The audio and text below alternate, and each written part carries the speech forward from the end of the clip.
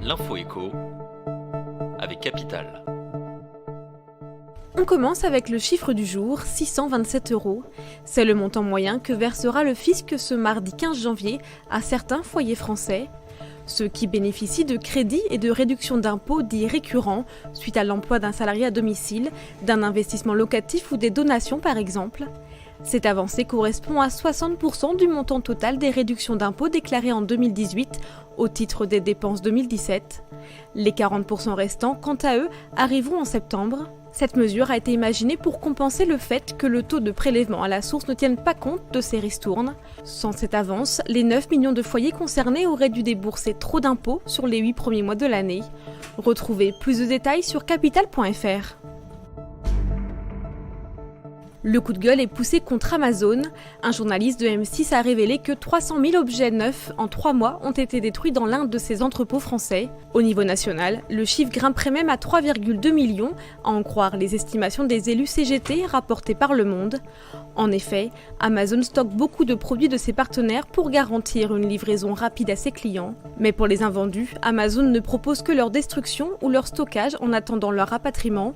Comme la deuxième solution est bien plus coûteuse, les vendeurs préfèrent détruire leurs marchandises. Brune Poirson, la secrétaire d'État française à la transition écologique, a annoncé la création prochaine d'une loi interdisant ce type de gaspillage. On poursuit avec l'info pratique Capital. Depuis le 1er janvier 2018, les contrats aidés n'existent plus. Ils ont été remplacés par le parcours emploi compétences. Destiné aux personnes sans emploi, ce nouveau dispositif permet de décrocher un emploi, tout en développant des compétences recherchées dans différents secteurs et en profitant de formations. Seuls les employeurs du secteur non marchand peuvent proposer ce parcours emploi-compétences.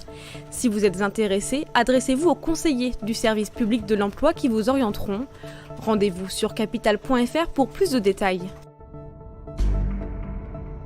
Et on termine avec le site Doctolib, le champion de la prise de rendez-vous médicaux en ligne. Ce dimanche, la plateforme a annoncé qu'elle commençait à déployer chez les praticiens son outil de téléconsultation en ligne. Concrètement, ce nouveau service est uniquement disponible sur les smartphones et remplace un rendez-vous traditionnel au cabinet. Pour l'instant, il concerne principalement les médecins généralistes installés en Île-de-France, mais il devrait s'étendre aux spécialistes et au reste de la France. Pour rappel, la téléconsultation est remboursée au même titre qu'une consultation classique.